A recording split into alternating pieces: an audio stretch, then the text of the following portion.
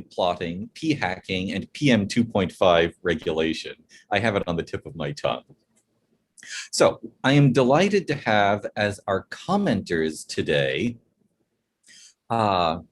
Steve Malloy, Jay Lair, and showing up in a little bit, Donald Vandervaart, who are distinguished in their various ways. I'm actually just going to leave it when they speak, if they can just do a sentence introduction as suits themselves, because I simply want us to get reasonably quickly to our actual report. I will just mention to everybody listening, the structure is going to be this. I'll speak for a little bit, no more than 5 minutes. Then for the Stan Young and Warren Kindzierski will present together for the next 20 or so minutes. I'll have the last 5 minutes. We're then going to have 10-minute comments apiece from Jay Lair, Steve Malloy, and Donald Vandervaart. There will then be questions and answers, perhaps moderated discussion. People who want to comment, please put in your questions in the chat or the Q&A buttons at the bottom of the screen. I will be selecting from them. If you don't have it, if your questions aren't answered in time, please send them to me by email, randall@nas.org, and I will pass them on. And also things will be recorded so that this will be on the National Association of Scholars YouTube channel. You will be able to look at this, pass on a link to this to everybody else soonest. And actually, by the way, I have a few credits suddenly sent to me, so I can actually introduce the people's titles. Please forgive me. Warren Kindzierski, adjunct professor in the School of Public Health at the University of Alberta, Edmonton. Stanley Young, director of the Shifting Sands Project. Jay Lair, director of science at the Heartland Institute. Steve Malloy, founder of junkscience.com. And Donald Vandervaart, who I trust will be showing up momentarily, former North Carolina Secretary of Environmental Quality. Please, gentlemen, forgive me the bauble. Now, I'm just going to provide a now just going straight to my quick introduction of what is happening here. So the background is, modern science suffers from an irreproducibility crisis in a wide range of disciplines, from public health to social psychology. Far too frequently, scientists cannot replicate claims made in published research. Now, this poses serious questions to policymakers. How many federal regulations reflect irreproducible, flawed, and unsound research? How many grant dollars have funded irreproducible research? In short, how many government regulations based on irreproducible science limit America's freedom and prosperity? Our project, National Association of Scholars, Shifting Sands, examines how irreproducible science negatively affects select areas of government policy and regulation governed by different federal agencies. This first report on PM2.5 regulation, and that's particulate matter 2.5 regulation, it focuses on irreproducible research in the field of environmental epidemiology, which informs the U.S. Environmental Protection Agency's policies and regulations. And it focuses upon scientific research that associates airborne, fine, particulate matter smaller than 2.5 microns in diameter, PM2.5, with mortality, heart attacks, and asthma. Now, over the past 40 years, the EPA has slowly imposed increasingly restrictive air quality regulations and has regularly updated these regulations. This requires the accumulation of data on both air quality and health effects, much of it forwarded by the EPA's sponsorship of research that would underpin their emerging regulations. The EPA have relied on statistical analyses to detect significant associations between PM2.5 and health effects. However, And here we come to a big however.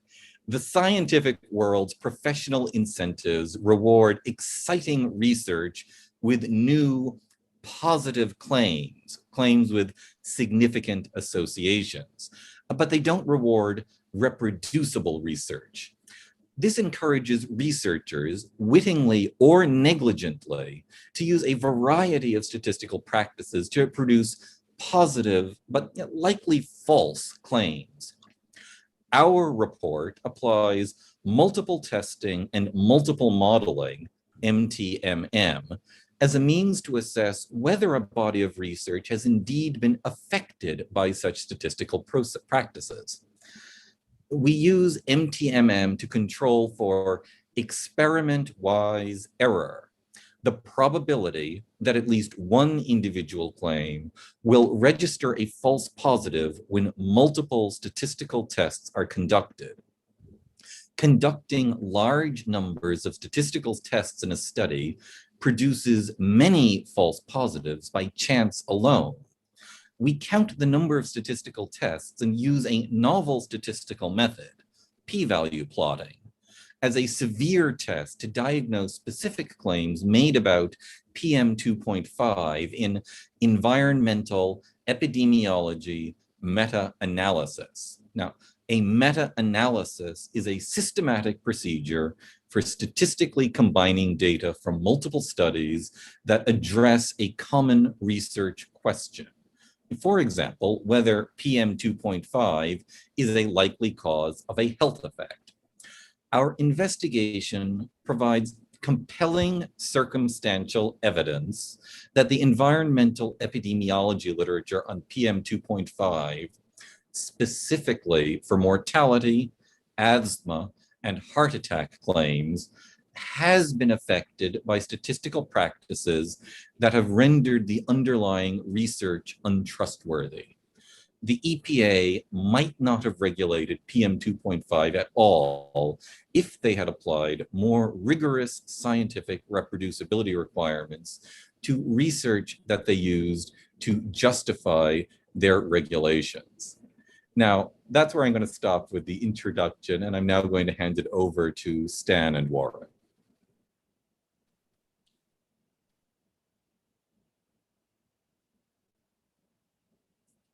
Who are both still muted, I think. Yeah, sorry about that. I'll walk you through the first part of our study, and then we'll let Stan follow up. I'm going to share my screen now.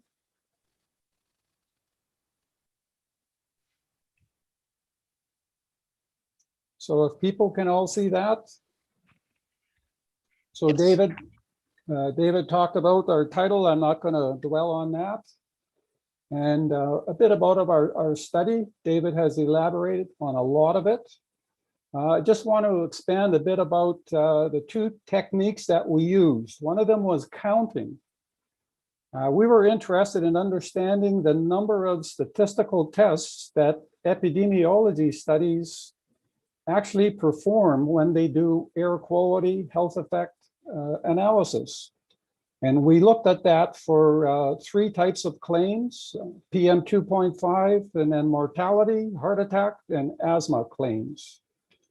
The other aspect was p-value plots. What we did here was we took the risk statistics from the epidemiology studies. So those are mostly relative risk or odds ratio values, along with their confidence intervals, converted them into p-values.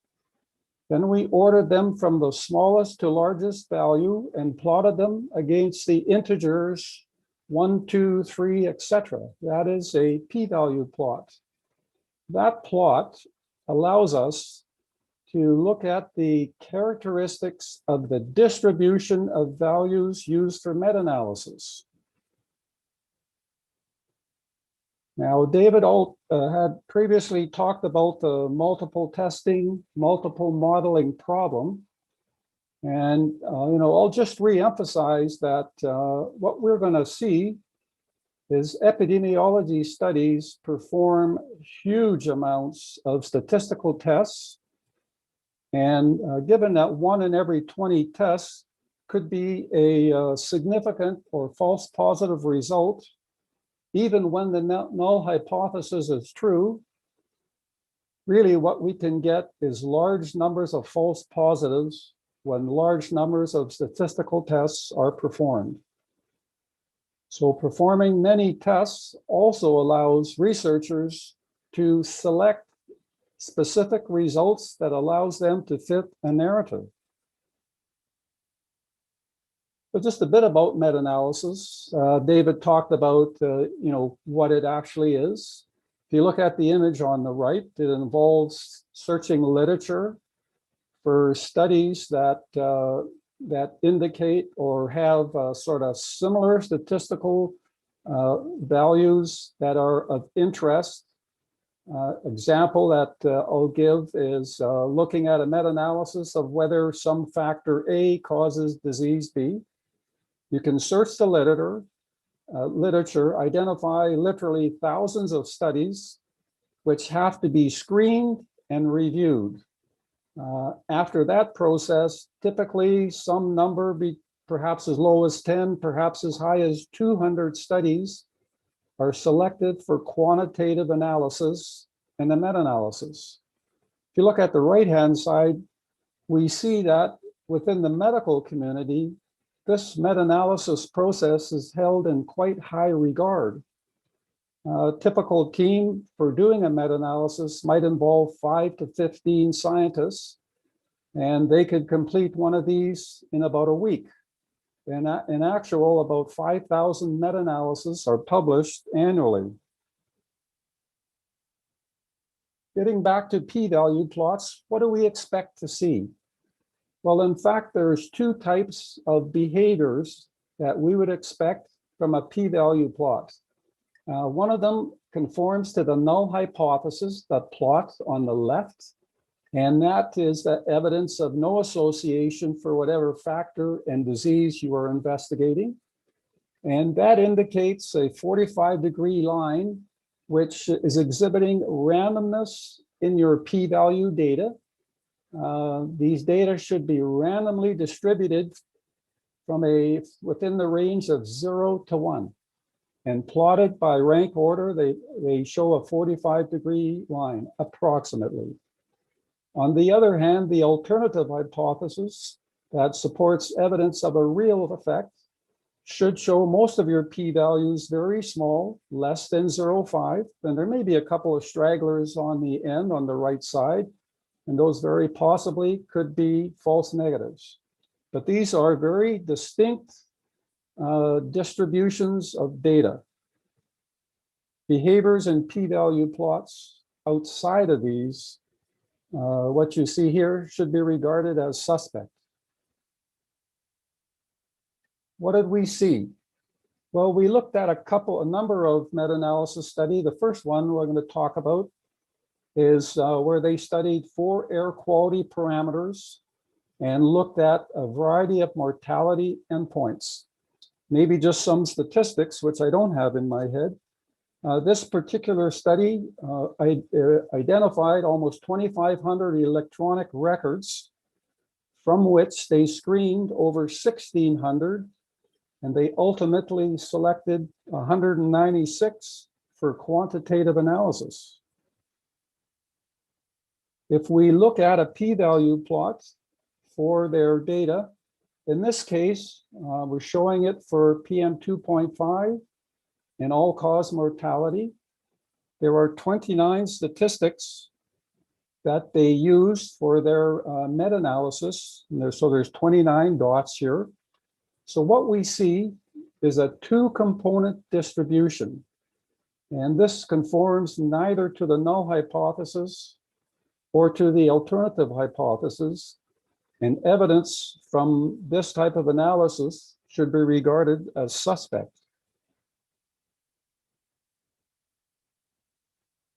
Another meta-analysis that we explored was that of air quality and heart attack. So this is looking at short-term exposure. It really is inferred exposure to 6 air quality parameters and myocardial infarction or heart attack. And the claim that was made is that virtually all the air quality parameters except ozone were associated with myocardial infarction.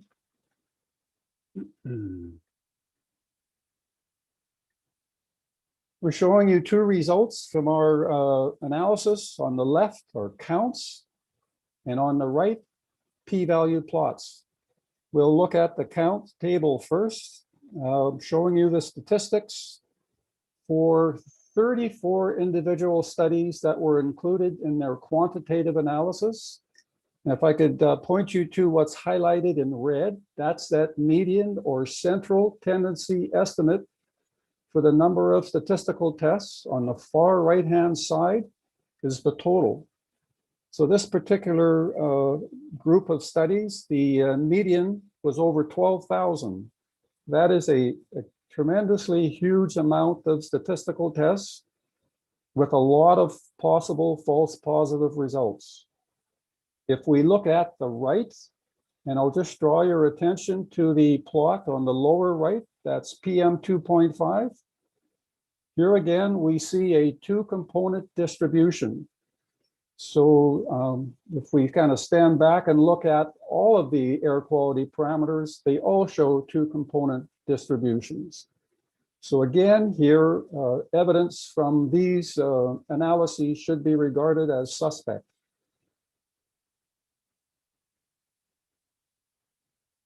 The third meta-analysis we looked at was related to air quality parameters and development of asthma. What was looked at here was inferred exposure to air quality early in life, and asking the question, is that associated with development of asthma later in life? This particular analysis only looked at two air quality parameters, nitrogen dioxide and PM2.5. This is somewhat surprising because they certainly had information on all six, but yet they only chose to analyze two. And then they made a claim that their results are consistent with some sort of effect of outdoor air pollution. Now, this particular study started with over 4,000 electronic records. And then after screening and review, they were interested in identifying individual population cohorts. So that would allow them to combine these cohorts and look at the overall effect.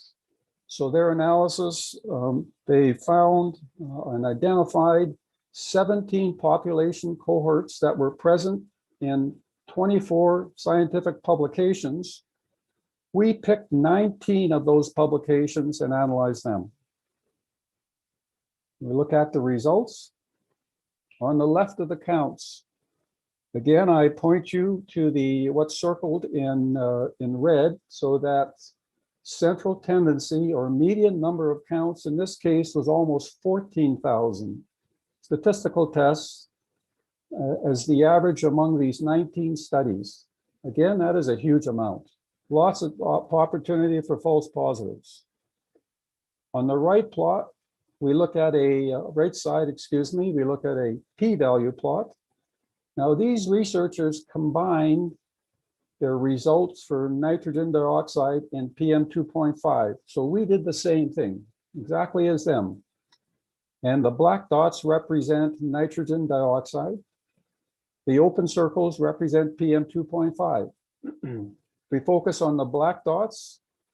We see a two-component distribution, which deviates from the expected behavior that I showed you previously. So the results for NO2 should be regarded as suspect. More interestingly, if you look at the open circles, they plot as a near 45-degree line, providing virtually convincing evidence of a null effect for PM2.5 versus development of asthma. So I'm going to unshare my screen, and Stan, I will let you take over.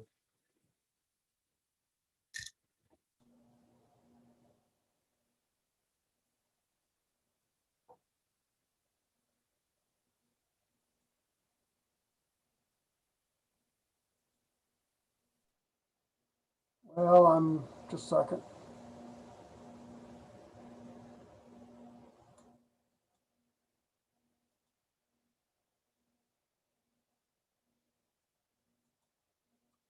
Okay, share screen. And okay, I am going to talk about another study. This was asthma. This is immediate induction of asthma. This is by a group of Chinese researchers. A lot of the meta-analysis studies are coming out of China. It's a computer, and it's basically a computer game. So you don't have to have many resources other than computers and time. They claim short-term exposure to air pollution confers an increased risk of asthma-related asthma and related and emergency room things. We did the same thing.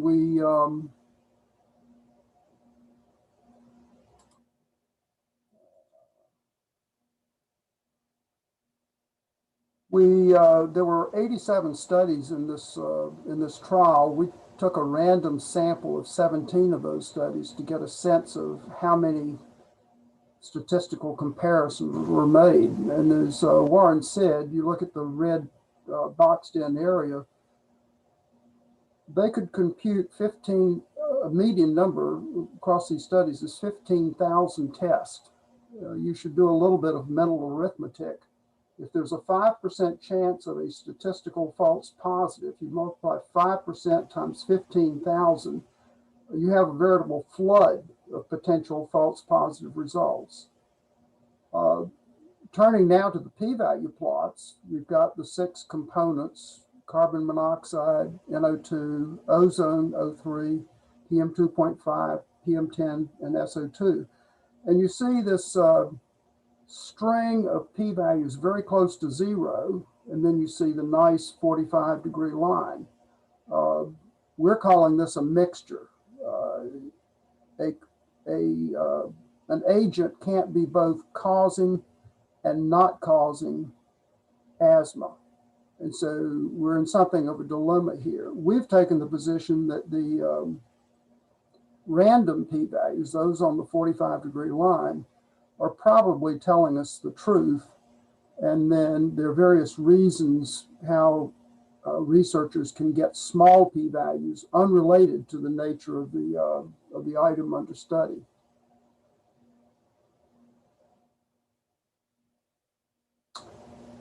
There's publication bias, p-hacking, and harking, and I'll mention this. Publication bias is quite simple.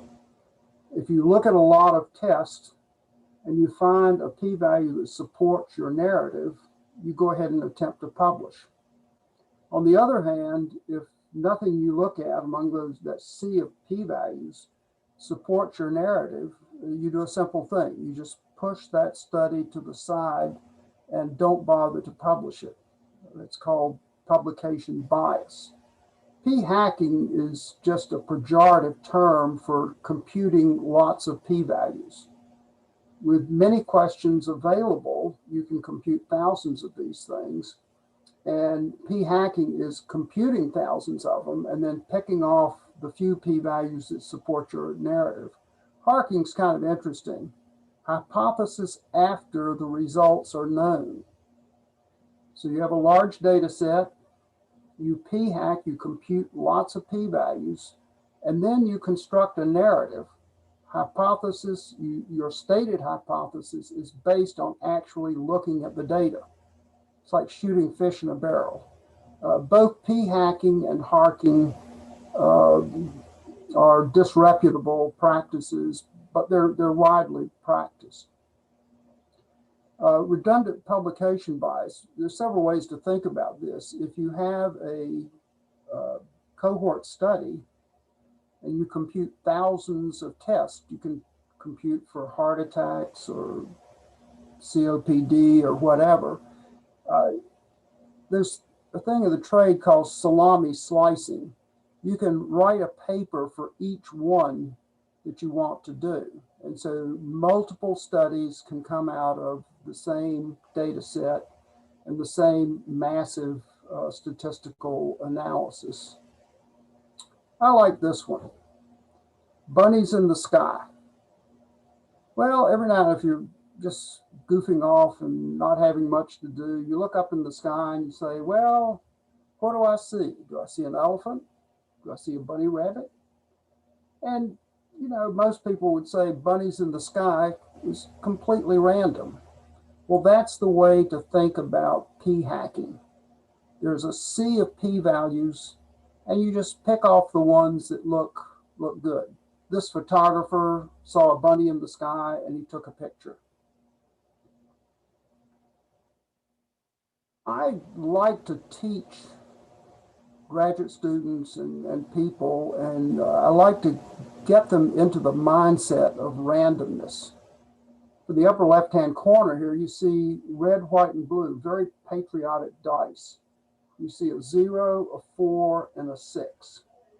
So that would be a p-value of 0.046, just less than 0.05. So that's a statistically significant roll of the dice. Well, I made up a worksheet for people that I've talked to, and I listed 15 possible health effects that could come from air pollution or poor air quality. And then I said young female, young male, old female. So there's 60 blocks in here, and so I rolled the dice 60 times, and I wrote in each little square the resulting simulated p-value. Now I've marked in red 3 of them. You can see them 0.013, 0.004, and 0.042. So we have 3 significant results. So if I were into the p-hacking publication game, what I would do is write 3 papers, and I would discard all these p-values that did not obtain statistical significance. This is a great set of pictures here. I'll walk you through it. Over on the upper left, we have London during the London fog or smog of 1952. This was a cold weather inversion. It's in November, December. The inversion lasted for a fair number of days. And at the time, many of the people in London were heating their houses with coal fires in their little stoves in their houses. So the SO2 percolated up into the sky. The inversion didn't let it get swept away by wind. And they ended up with this very, very thick pea soup smog. Now, analysts subsequently went through and checked the daily deaths during this period of time. And there were an increased number of deaths relative to the same contemporary time associated with this London smog. Now on the right, we have, upper right, we have Los Angeles in 1948. California at that time had smogs. That's actually where the name came from. Lower left, we have Singapore. Singapore is an interesting story. It's right across the street, right across the Sumatra Strait, and over in Indonesia. They do a lot of slash and burn. And so the smoke will come across the strait and inundate the city for fairly long periods of time. The right has the iconic building in Beijing. So we have 3 cities here, all of which have been subjected to smog attacks. There are no reports in Beijing, Los Angeles, or Singapore of associated deaths. I've attempted to get data sets from these people, and getting data sets is a whole different game. But London, there's no statistical doubt that there was an increase of deaths. It's an etiology question, but I think that's related to the SO2 producing acid, and then the acid eventually killing generally weaker, older people. Here's more on that. Nemri in Lancet, 2001, he went back and looked at the Meuse Valley event. In Meuse Valley, not only were there increased deaths due to a temperature inversion and smog effect, they actually had autopsies on the people that died, some of the people that died. There were also cattle that died, but some of the people that died were subjected to autopsy.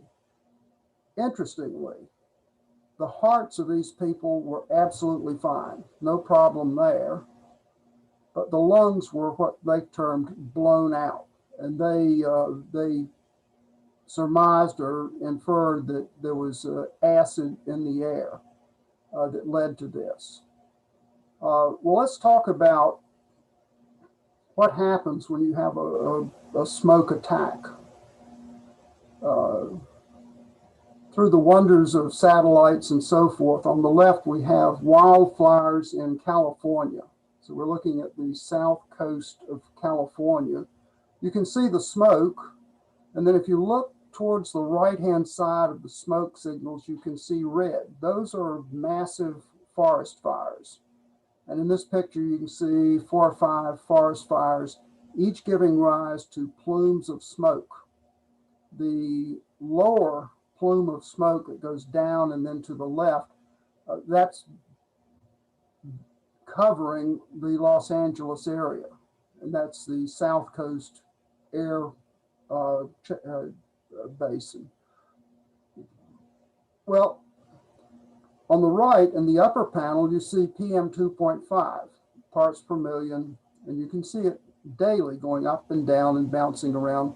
Then all of a sudden, just before August 1st, you see a spike. So PM2.5 is going up, and that's on the day that we have the satellite picture. So we have a picture, and we have a record that PM2.5 is going up. Deaths in the United States, particularly Los Angeles, are cyclical. They're higher in the winter and lower in the summer. And so as you look at the daily deaths, you know, anywhere from 70 to 130 deaths per day, you can see the deaths going down towards the summer. And then during this peak PM2.5 level, you really don't see anything going on with deaths. And likewise, when you get over to the December area, you can see the PM2.5 going up, and you really don't see deaths going up either. Now, there's some sophistication of taking out weather effects and lags and things like that. But this is we think, a fair representation of air pollution, PM2.5 increasing, and daily deaths unaffected. Well, this was pretty much universal across the California data set. We have the Sacramento Valley, PM2.5 increasing dramatically. And we have satellite pictures, I didn't show them here. And you see not much going on with deaths. San Diego, again, a peak in PM2.5, and daily deaths largely not doing anything. I'm going to end with a sort of a political statement. I've written in sort of funky font to bring the message home. The top says, if you can read it, emotion and scare. Human beings have genes that control emotions, and they have other genes that are rational thinking kinds of genes. Almost always in a push, emotion will overcome the thinking genes. It takes a while for the thinking genes to come back in. The whole aim of practical politics is to keep the population alarmed and hence clamorous to be led to safety by menacing it with an endless series of hobgoblins, all of them imaginary. H.L. Mencken wrote in the 30s and 40s, and he was a muckraker, very popular newspaper person at the time. And he was saying even then that if you want to control the population, you scare the hell out of them and then they'll do what you want. I leave with a get irate comment. Flim flam is a deception, a confidence game involving skillful persuasion or clever manipulation of the victim. We're pretty much on the side that air quality is not causing deaths, it's not causing asthma, it's not causing heart attacks, but researchers following the incentives that are in place are writing papers based on bunnies in the sky, but very carefully written to entice the editors to publish their papers. And again, emotion tends to overrule sensible thinking, but I think H.L. Mencken had it right, and so we're supporting Menken's strategy of or pointing out the thing. That's the end of my presentation, so I will give up my screen. Lovely, and thank you. So I'm just going to speak briefly by way of, for the conclusion of our presentation, then we'll have our commenters, from whom we have at least two present. So basically, conclusion. The EPA has failed to require that research justifying regulation be subject to MTM tests such as ours, or even to make key data sets publicly available. Failures that undercut confidence in their personnel's professional capacities as researchers and as regulators. And these failures suggest more broadly that the standard procedures of epidemiology are insufficiently rigorous. And these failures also suggest that current EPA policy, both in general and with regards to PM2.5 regulation, failed with sufficient severity the research used to justify regulation. The EPA's negligence is self-serving, as it increases its regulatory power at the expense of citizen freedom. So we offer 7 recommendations, and I may not read them all, intended to bring EPA methodologies up to the level of best available science as per the mandate of the Information Quality Act. Adopt resampling methods, multiple testing and multiple modeling, as part of the standard battery of tests applied to environmental epidemiology research. Rely exclusively on meta-analyses that take account of endemic biases, including questionable research procedures, harking and p-hacking. Redo the EPA's assessment of base studies more broadly to take account of these biases. Require pre-registration and registered reports of all research that informs the EPA's regulation. That's not a panacea. People can gain pre-registration and registered reports too, but it'll get rid of a certain amount of flim-flam.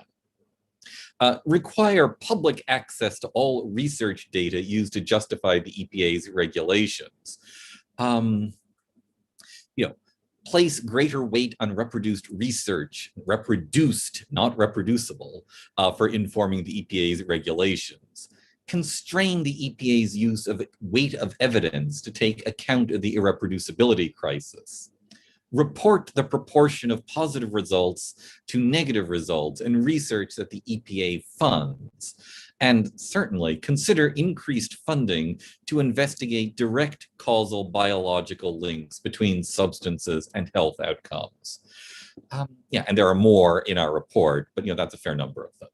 And we've subjected the science underpinning EPA PM2.5 regulation to a serious critique. And we believe the EPA should take account of this critique as it reforms its regulations. But we care even more about reforming the procedures the EPA uses in general to assess science. and in reforming the procedures used throughout all federal agencies that use best available science to inform their regulatory policy. Government should use the best science, whatever the regulatory consequences. Scientists should use the best research procedures, whatever the result they find. Those principles are the twin keynotes of this report. The best science and research procedures involve building evidence on the solid rock of transparent, reproducible, and reproduced scientific inquiry, not on shifting sands. Now that's my conclusion. And Jay, Steve, which of you would like to speak first? I would, if I may. Can you hear me? Okay. Yes. I cannot help but be a cheerleader for this amazing report. I don't know that I have read 98 pages of science about science this good since 1970. And I want to recommend everybody listening in now or later on YouTube to obtain a copy of it. I say 98 pages because that's how long the actual narrative is, and then 50 pages of appendix, and I can't say that I absorbed them quite as much. But this report is the most important report I've read in 40 or 50 years. And I'm the oldest person on this in this webinar or seminar, and I go back to the beginning of where the problem began, because I was doing science during the Eisenhower administration, and am aware how we got into this fix. A fellow by the name of Vannevar Bush was President Eisenhower's science director, and he was so impressed, and properly impressed, with the work government creating the atomic bomb around 1945 at the end of World War II, which ended World War II, decided that government research was the way to go. And he talked Eisenhower, who's better known for public at the end of his terms, that beware of the technological complex taking the nation in the wrong direction. But he went along with Vannevar's recommendation to research organizations within, essentially taking away the bulk of research from private industry and placing it in the hands of the government. And all of the problems that are reported so well in this report, and I'll go over each of them very, very briefly, are the result of government writing research to they were sure the government wanted, not necessarily, and also ensuring that the results would the government believed they should count. So there are 7 or 8 major sections to this fabulous report. Malleable research plans, which is to say you alter your research to fit that you'll come out with conclusions that the government looking for. And then legally unacceptable data sets. I mean, this is going on where the directors of EPA in the last few terms have, in front of congressional hearings, said they could not give up their data sets because it was legally defensible that they would be opening up things for inspection that shouldn't be. Their methodology was opaque and they wouldn't admit to it. Their algorithms that they would not admit to. Sheer insanity, the lack of sharing of science. Then we've had currently in the last 10 years, undocumented data cleansing. If you go back any 10-year period with the NASA and NOAA, and you look at their data, you'll see it changing over time. They figure out ways to change the data. They've done it with buoys in the ocean, charting ocean temperatures.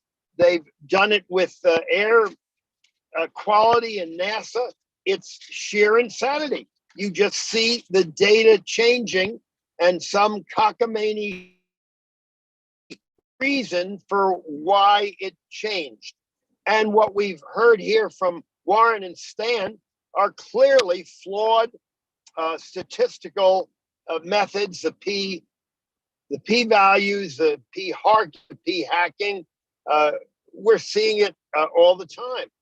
And you've heard mentioned the publication of bias. They hide consistently negative results. In research, a negative result is every bit as important as a positive result. But today's researchers are taught to put aside results that don't fit their hypothesis. It's absolutely crazy. And now we have political and disciplinary group think. I mean, we're seeing this every day with critical race theory and the whole woke situation. We're seeing professors fired for not going along with the administrative view. And reproducibility is what science is about. I'm one of the few people who actually knew Albert Einstein, at least sort of. I was a freshman at Princeton in 1953, and Albert Einstein and I passed each other on the street 2 or 3 times a week. He was going to his office at the advanced physics building, and I was on my way to class. We had a nodding acquaintance. We knew each other. I was 17 years old, and we didn't chat, but he was famous for saying, in response to a book published in Germany, 100 German scientists who did not agree with Einstein's theory of relativity. And when the book was presented to him, he said, you know, they didn't need 100. All they needed was 1 to prove me wrong. And the facts of reproducibility disappeared. If you can't reproduce a result, it's simply not a good result. Now, this has also snuck into all of our science societies. Just about every science society that I've ever been involved with, at least half a dozen, have put out rulings that they are confident that man is impacting the temperature of the earth. Now, the problem there is these rulings are put out by the boards of directors of these agencies. They do not poll the members of the agencies, and the people that get to be on the boards of directors of agencies get there by going along, agreeing. They all become a liberal, progressive mindset, and they're virtually all wrong. I mean, this is true of just about every science society today, and it's really I am very familiar with Stan and Warren's work on PM2.5 and more with Steve Malloy, who will speak next. He did a 3-year study that reads like a detective story of the fraud perpetrated by EPA on the PM2.5 studies in laboratories on people and the data in California.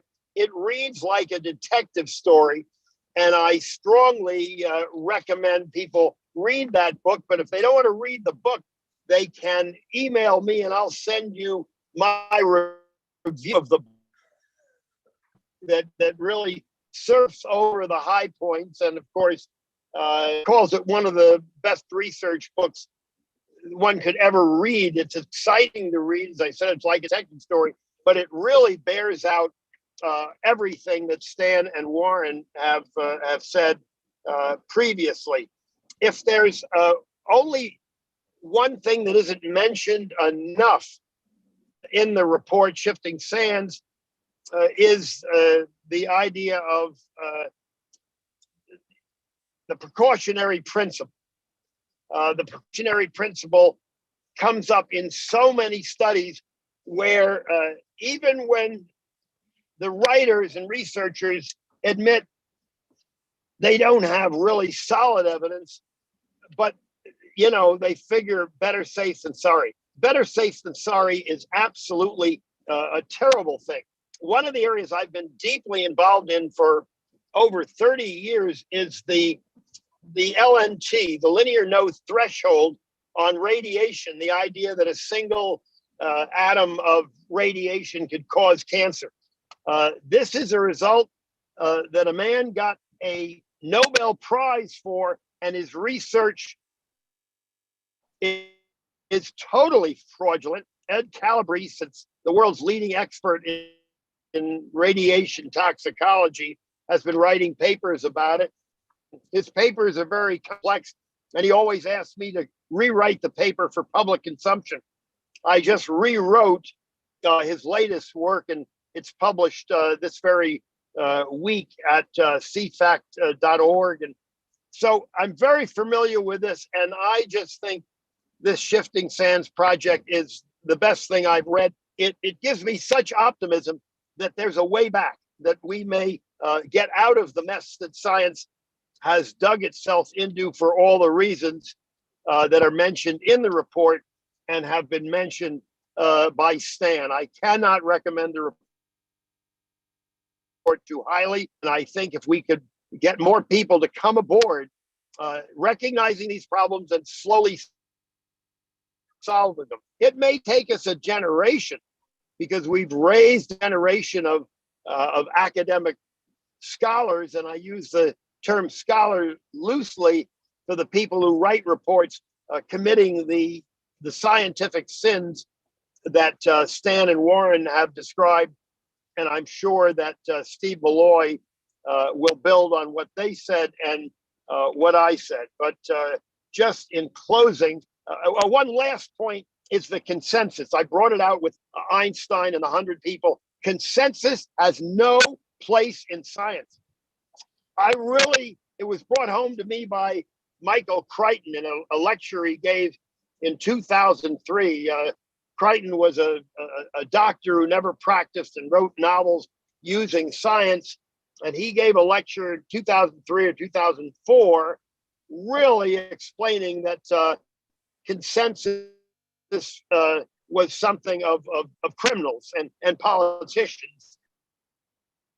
And when everybody agrees with something, Michael Crichton said, watch your wallet. That's one thing that could be mentioned even more than it is in this report. Consensus has no place in science. You know, the idea that 97% of scientists believe in global warming is so absurd. 97% of no group agrees with anything, that it should be thrown out on common sense. But that's probably one thing that was not emphasized as might have been in the report. But I cannot recommend it too highly, and that's all I have to say. Thank you so much. Steve, would you be so kind? Sure. Well, thanks for having me. You know, back when Stephen Colbert was doing comedy, he coined the term truthiness. And I think Walter and Stan's report, Shifting Sands, does an excellent job of showing the statisticalness of the PM2.5 scare. And I just want to provide some context for this whole issue. No one's really talked about it yet. You know, about 10 years ago, 11 years ago, Obama EPA Administrator Lisa Jackson went to Congress and told Congress that basically 1 in 5 deaths in America are caused by PM2.5. And then the Obama administration proceeded to use PM2.5 to destroy the coal industry and issue climate regulations. And you know, the scare has really only gotten bigger since then. Earlier this year, there was a Harvard University study that came out claiming that PM2.5 from smokestacks and tailpipes killed 8 million people worldwide every year. And that's, you know, basically about 1 in 7 deaths. So, you know, if this was true, there should be bodies all over the place because, you know, 8 million people a year, that's a lot more than COVID has killed. And, you know, when EPA was going after the coal industry, I challenged. I've been working on PM for 25 years. I've never seen anyone killed by PM 2.5. I asked EPA, challenged EPA, show us the bodies. If 1 in 5 deaths in America is caused by PM 2.5, show us a body. Well, they never did. And the reason for that is because they can't. Now, PM 2.5 is the most potent regulatory weapon that EPA has. EPA's, 3 basic points with PM 2.5 is that breathing PM 2.5 kills people. Any inhalation of PM 2.5, even 1 molecule, can cause death, and that death can occur, virtually instantaneously or after decades of inhalation. And just that last part, it can either kill you instantly or 60 years from now. I mean, that should already start to raise questions in your head. How is that possible? In a nutshell, PM 2.5, EPA has described PM 2.5 as the most deadly substance known to man. If you look out your window, you may be having, like I am, blue sky today. In America, the average amount of PM 2.5 in the air is about 10 micrograms per cubic meter. EPA says that air is deadly. I know that I don't have much time here. I want to keep everything short. I'm a statistician by training, and I was very interested in the statistics when I first started working on PM 2.5. And I have a background in epidemiology, and the EPA's epidemiology was never very convincing. It was always just weak associations built on really lousy data, and then manipulated, like Stan and Walter have shown. If you really think about what EPA and environmental advocates say about PM 2.5 is really silly. As the Obama EPA administrator testified in Congress, just breathing outdoor air in America, that kills 570,000 people per year. Yet smoking only kills 400,000 people per year, 440,000. How is that possible? Because the smokers are also breathing the blue sky air. Somehow, there's something that doesn't add up. That's another one of those things that should make you ask questions about PM 2.5. There's EPA claims that there are 3 lines of evidence that support its claims that 2.5 kills: the epidemiology, which is a study of human populations; toxicology, usually studies of whether in animals; and then clinical studies.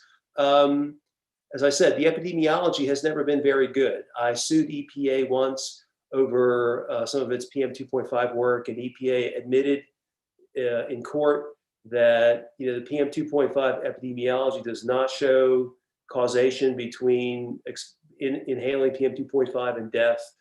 And because that's true, EPA went to other techniques to try to show that PM 2.5 killed, including toxicology studies where they exposed animals to extremely high levels of PM 2.5 for extended periods of time, and also, believe it or not, clinical studies where they've exposed human beings, elderly people, sick people, elderly sick people, asthmatics, to extremely high levels of PM 2.5 for extended periods of time, hoping to see something bad happen to them.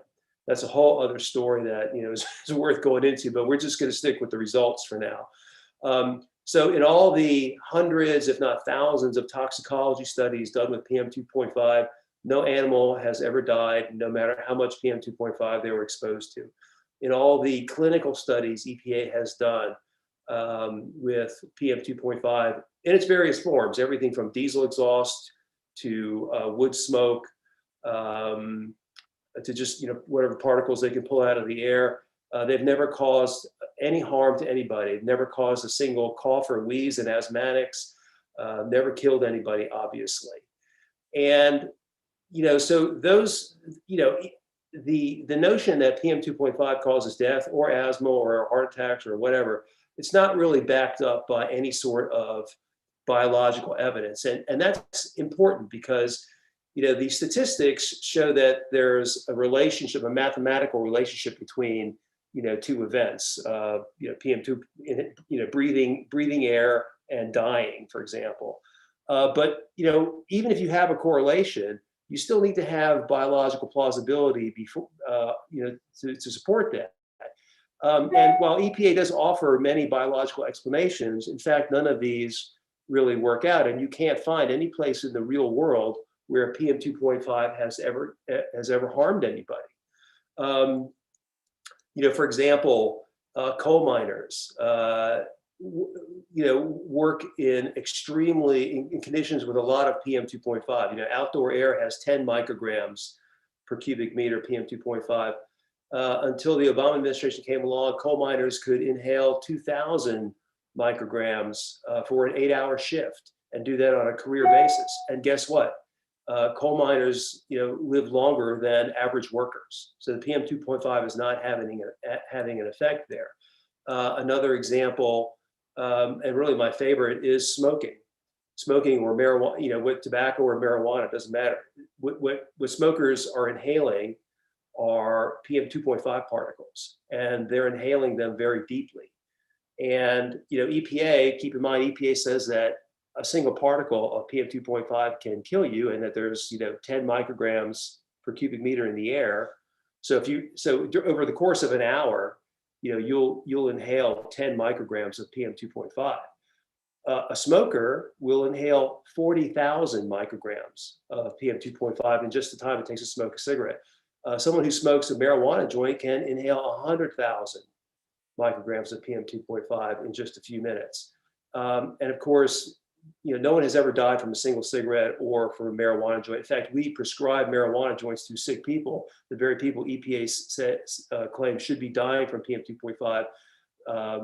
They don't. Let me see what else. Stan brought up, and I think this is very important, the incidents of deadly air pollution that occurred in the 20th century. There were three. There was, Stan pointed out, the Meuse Valley in 1930 in Belgium. Stan did mention this one, Denora, Pennsylvania, 1948, and then there was the London fog. And all three of them, although EPA typically blames them on PM2.5, in fact, that is wrong. And all the research done at the time, contemporaneously, shows that was wrong. Stan mentioned all three incidents had weather inversions trapping the air. The local industries and coal burning did not stop, just filling the air with, sulfur particles, making the air acidic, concentrating it, and that is the cause of the deaths. And the way you can prove this is you look around today. You can go on the internet, you can Google air quality in cities, in India and China, where some of the worst air occurs, and there are no deaths there. The PM levels can be very high. Outdoor average in the US is about 10. In India and China, you can reach 1,000. Okay, so according to EPA, there should be a lot of deaths, but there aren't. And why is that? Well, it's because although the PM levels are very high, the sulfur levels, what would make the air acidic and deadly to breathe, those are always very low. We've done a very good job of controlling sulfur pollution. So, just in general, I commend Stan and Walter for a terrific report, focusing on the statistics. There are a lot of statistical shenanigans that have gone on with PM2.5 over the years. I encourage people to also look at the real life claims. Well, there are no real life claims because PM2.5 doesn't kill anybody in the real world. And I'll just leave you with this thought. The PM2.5 was the Obama administration's very potent regulatory weapon. During the Trump years, we were able to tamp that down, and we even got the EPA Independent Science Advisory Board to basically say, look, what EPA claims is PM2.5 science is just really nonsense. But now we have a new administration, and they're going to go right back to claiming PM2.5 is, killing 500,000 Americans a year. So I think this is going to be an issue of growing importance over the next few years. And I encourage everyone to, get involved, learn about it, because it's really going to affect our lives. So I'll stop there. Thank you so very much. Now, I don't believe we have Donald van der Vaart, alas. So I'm going to go to some of the questions, and I'm going to, again, encourage everybody who is listening, if you have questions, please submit them either to chat or Q&A. I'm just going to address a pair from Chris Bucock. Well, the first one I'm going to answer myself, and the second one I'll pass on to Warren and Stan. The first one is, read the papers that your presentations critiqued. Have you offered the authors a right to reply? And that's actually something I just want to mention. This report is not alone. This report is presenting the papers which Stan and Warren have been presenting in professional journals. Everybody has a right to reply to a journal. It's just sort of standard operating standard operating procedure. So yes, of course, they have a right to reply. Every scientist has a right to reply. If they were to actually, get in touch with us and say, hey, we also want to, mention something on your website. Yeah, sure, love to. Be great. We'd love to have a forum and a debate on this. I don't think they're particularly going to bother because they already have the normal professional ways of doing it, but hey, love to. And then just your second question, can the panel comment on systematic review approaches such as GRADE? And they have passed on a link to something from the BMJ. Stan and Warren, do you have any comments on GRADE and systematic review approaches? Well, perhaps, Stan, I can answer that. Stan and I published a review in Critical Reviews in Toxicology. Actually, one of the questions from the reviewers was directed to those type of protocols. So GRADE is one of over 24 protocols that can be used for those types of analysis. And Stan, if you recall that all of them are silent on the multiple testing bias. So in fact, while they assist meta-analysis and systematic review researchers in some aspect, they do not address the multiple testing bias. Let me add, there's a 2000 paper, I think in JAMA, which is the Bible for reporting meta-analysis and observational studies. Paper's long, pretty detailed, quite good as far as it goes, but as Warren says, there's absolutely no mention of multiple testing and multiple modeling. So there's either a systematic blind spot or an unintentional blind spot, particularly in the area of epidemiology, but also psychology in many areas, where multiple testing and multiple modeling is off the table. Now, if you go into clinical trials, and there's a crazy thing here. I gave a lecture up at the FDA. The FDA is absolutely adamant about controlling for multiple testing in randomized clinical trials. Long protocols, careful, great stuff. But I challenged the people at the FDA. I said, well, you're controlling multiple testing in the case of randomized clinical trials. But even in a randomized clinical trial, when you look at side effects, and there could be hundreds of side effects, you are absolutely silent on multiple testing. So I am absolutely sure if someone did the research, they would find drugs that were pushed off the market based on multiple testing across hundreds of side effects. And so the FDA itself is schizophrenic on this. On the one hand, yes, they pay attention to multiple testing, but on the other hand, no, they don't. And I'll go out on a limb here. It's sort of self-serving. In the case of randomized clinical trials for efficacy, they don't want to clear a drug that doesn't work. Well, drug companies don't want to clear a drug that doesn't work either. On the other hand, side effects can be deadly to the marketing and use of a drug, and they should be equally rigorous on the side effects. They should use techniques that are standard in the literature and SAS Institute and all that. So there's a lot to be upset about in terms of this multiple testing and multiple modeling. Thank you. Another question, which I'm going to push a little bit. This is from Richard Belzer. 2020 provides a natural experiment of sorts, on conventional PM2.5, methods versus COVID mortality. This may be useful for creating a competitive etiology, PM2.5 or COVID. Frankly, I'm not entirely. The question is a little obscure to me, so I want to just push it a little bit. 2020 did, I think, because of the COVID thing, actually have a significant effect on pollution and so on, which would allow, I think, interesting data to be coming in. I suppose my question, I'm asking you, when are we going to get all the data from 2020 such that we can actually start making interesting analyses, from that data as it emerges? Yeah, there's COVID conversations are always turning to COVID now. It's expected. It's a hot topic right now. There were very early studies, a thing called the case fatality rate. A person has COVID, do they live or die? Very early studies said that the case fatality rate for COVID was essentially not much worse than common flu. So one can make a case that there's been an explosion of scientific effort in this area.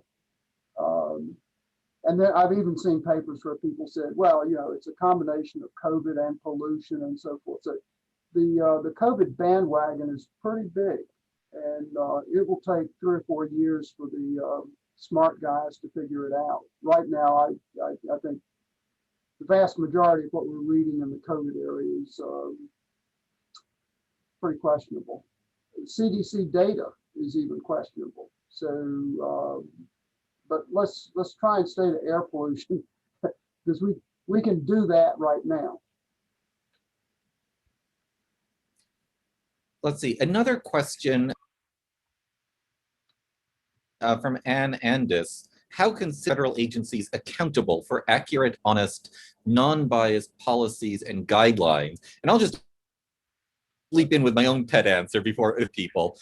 This was one of the recommendations I mentioned, constraining weight of evidence. That is, in effect, weight of evidence gives regulators, I would say, the arbitrary right to determine scientific information you can use and what you can discard. What we need, I believe, are more detailed and more transparent regulations governing the use of regulatory expertise. Mentioning where they are, one, you have a standard rule given for including or excluding scientific information, and then a requirement for each to give a rationale for why you included or excluded. Simply forcing regulators to explain their is, I think, how shall I put it? It won't cure everything, but I think it would be a significant improvement on the status quo implementing. So that's my immediate answer. Everybody else, and that's Stan, Warren, Steve, and Jay, if Jay is still on. Let me say, I've made recommendations on observational studies.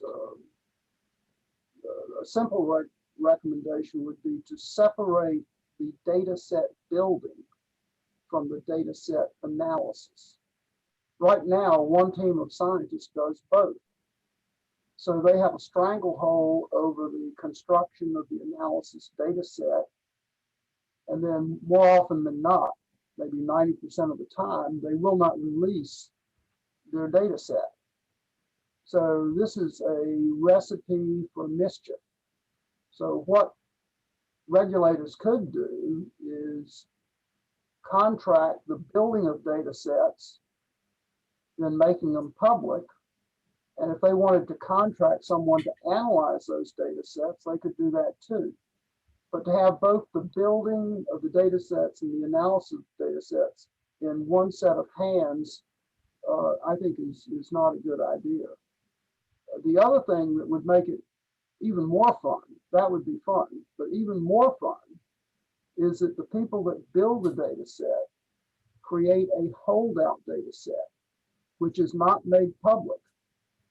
And so anyone writing a paper could write a paper, publish a paper, but they would know that this sword of Damocles was over their head, that there is a holdout data set.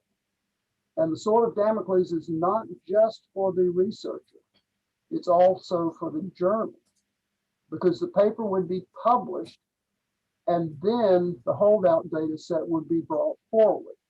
So there's room for embarrassing the editors too. And I think they are part of the problem.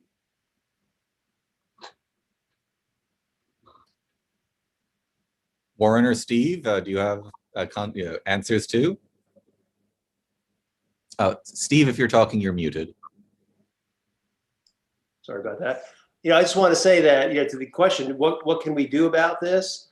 That's a great question, but I don't really have very good news for you. During the Trump administration, we tried to do something about it. The Trump administration issued the science transparency rule. As soon as President Biden was inaugurated, environmentalists went to court and had a judge invalidate the rule. The Biden administration refused to defend it. And all the rule required was, or not even required, just sort of recommended that data be made available to independent researchers for verification. And, I've spent 30 years working on these issues now. The reason I got trapped into doing this for 30 years is because I've just been astounded by the dishonesty. And dishonesty is rampant in science today, especially government-funded science. The only way you can fix this, you can fix it hypothetically, and if you have lots of people acting in good faith, yes, you can fix that. But we don't have that today. There's so much dishonesty going on. I'm afraid the only way to fix science is to get the government out of it, and that's just going to take a change of government. Thank you. Steve, would you tell everybody the title of your book? No, you don't like to be self-promoting, but what's the title of your book? It's called Scare Pollution: Why and How to Fix the EPA. Came out in 2016. Thank you. I will say it's a very fun and interesting book. I'll second Jay. It was a fun book to read, and it pointed me in lots of interesting directions. My work is rather technical. His work is very accessible, and it's a fun read. I gave it to one of my friends, not a technical person, and he was enthralled with the book. He thought it was great. So I highly recommend the book. Well, thank you, Stan. A question which is, I think, frankly, it's a little off of the mainstream of our own report, but I still want to do it. Michael Waligorsky, would you wish to comment on the unproven assumption of the linearity of effect with dose as opposed to MPA 2.5 and ionizing radiation dose, LNT? How about a threshold in dose effect dependence? Biology is never linear, especially over a threshold effect borderline. Please comment. Where I will mention that the National Association of Scholars has indeed commented on this. Peter Wood had a comment to was that Science or Nature back in 2015, I think. Anyway, look up Peter Wood and limited no dose threshold. So we have been commenting on this as an unwarranted assumption. There's a lot of good work by Ed Calabrese and others. I guess my first question would be, I suppose, to Stan and Warren. Does MTMM in particular speak to this particular dose issue? And if it doesn't, anybody, just opening up to anyone, their thoughts on this issue in general. I will jump in where angels fear to tread. The low dose linear extrapolation has been around for an awfully long time. It's been questioned by serious scientists since its beginning. We did a study how did we get the data set? An epidemiologist sent me the data set, and another statistician, the three of us worked on this data set. It was for the stuff that seeps out of rocks. What is it? I'm drawing a blank, but it's highly regulated. They make you clean out your basement, put in air filtration, and so forth and so on. What we discovered was that not only was low-dose linear a bad model for what was going on, but natural exposure to this rock, anyway, the natural exposure, it actually improves health. The substance is in asbestos mines and things like that, and if you're at very, very high levels, it causes lung cancer. But at low natural levels, there's actually a protective effect. And there's a whole area of biology, sort of squirrely biology or whatever, but I think it's right that you have hormesis. One reason that cells do better is that they're actually challenged. They don't want to be challenged too much.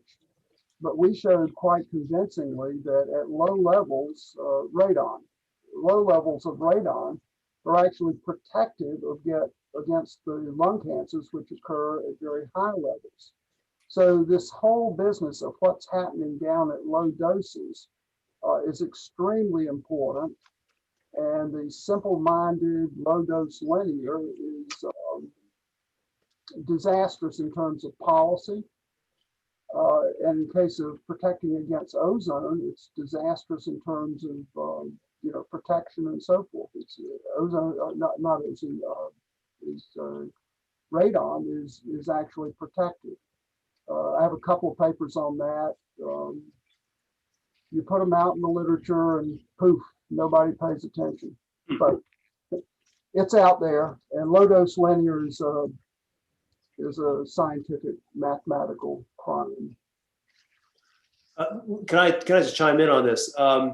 So someone mentioned Ed Calabrese before. Ed Calabrese has an excellent series of papers pretty much exposing the LNT as a product of scientific fraud, science fraud, point one. Point two, it's true that a high enough dose of radiation will kill you or give you cancer.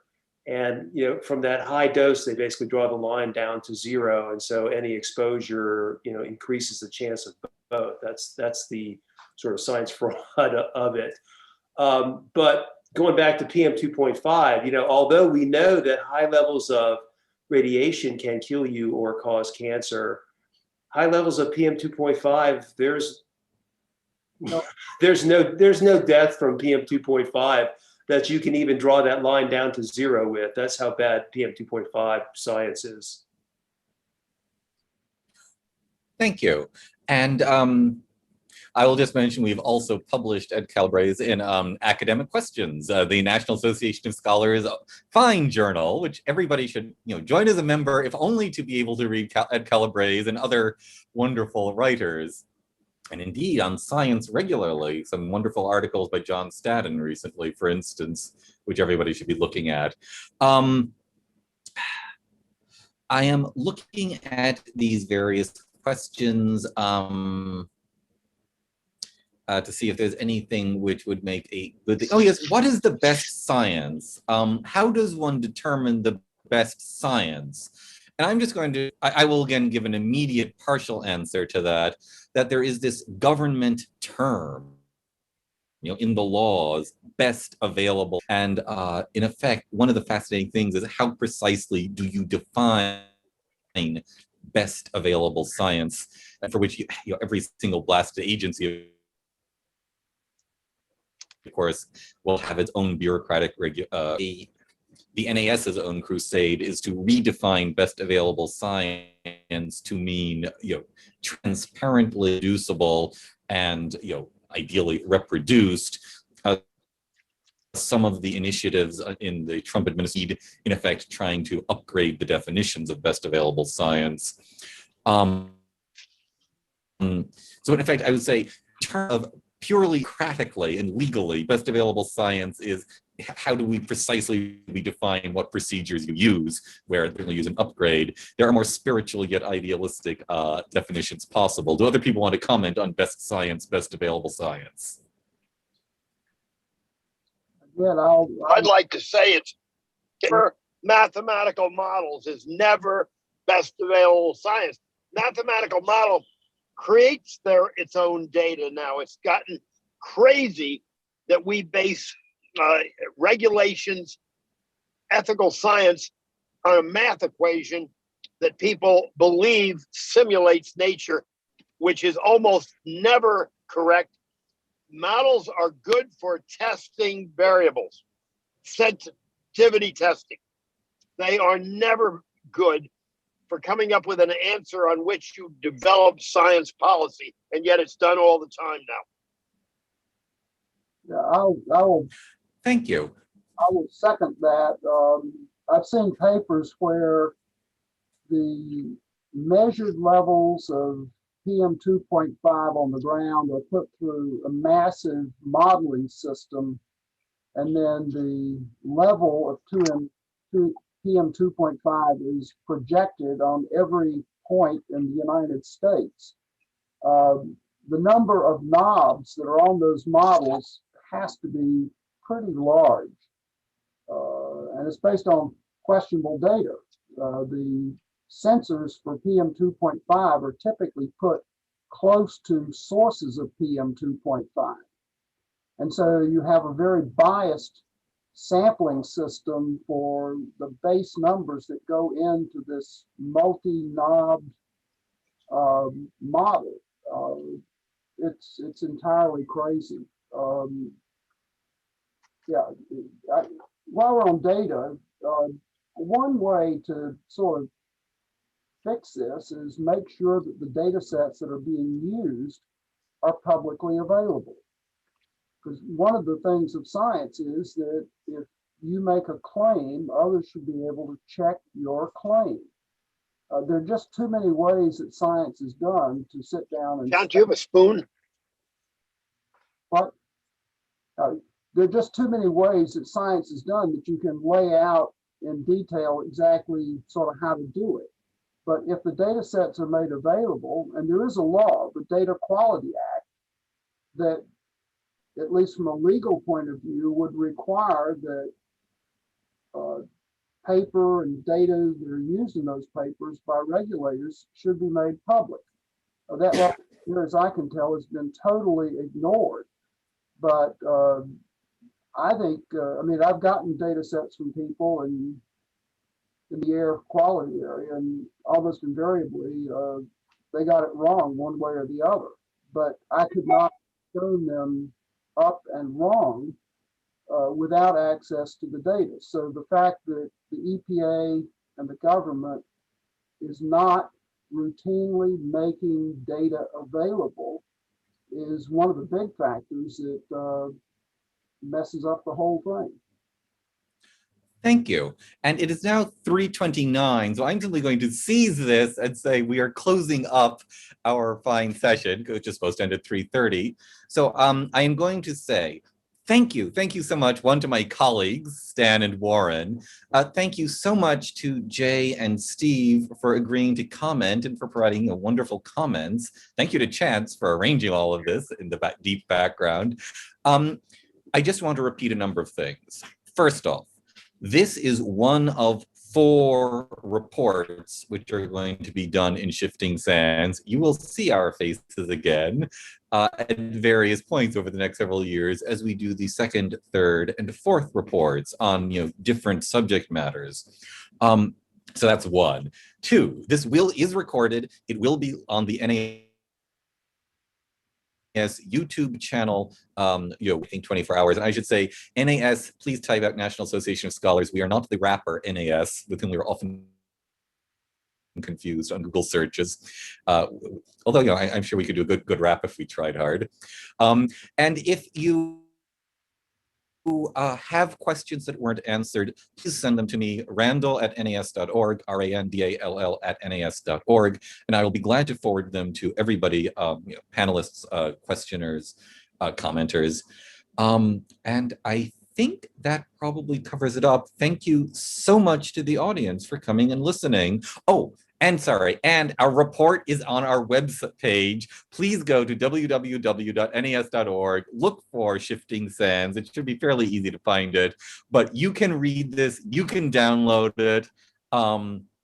It's available, and pass it to all your friends and give it as Christmas stockings. So thank you very much, and I think I will say the end. Goodbye.